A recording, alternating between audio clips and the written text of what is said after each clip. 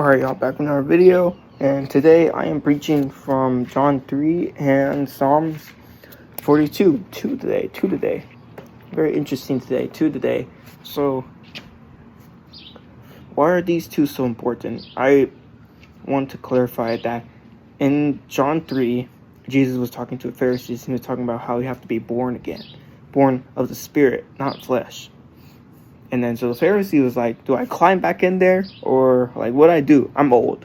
And I know I preached this, I said that already. But the thing is, what Jesus really wants you to do when he says be born of the Spirit again is to accept him into your heart. He wants you to accept him into his heart and accept his ways into your heart. It is not just going to church. It is not just reading your Bible or praying or even that. Yes, those are good. Yes, that feeds the spirit.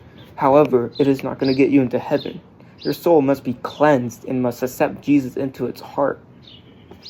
Now, I know I accepted Jesus because in order for me to accept Jesus, I have to put down my guard. I have to put down my pride.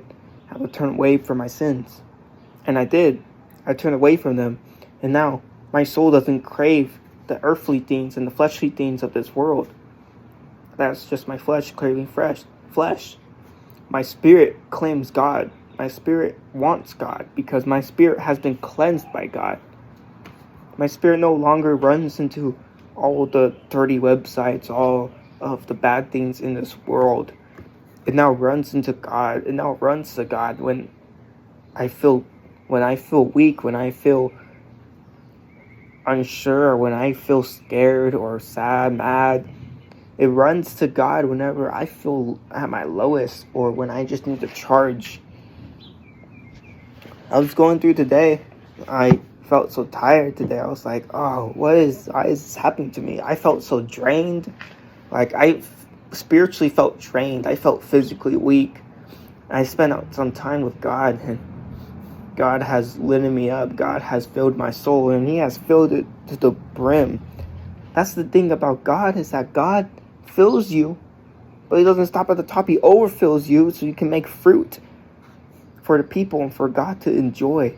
Yeah, 42 says something similar to that, where God will lift you up. Pretty sure, if I'm not mistaken. Yeah, yearning for God in the darkness is what I meant. Sorry, I got that a little confused.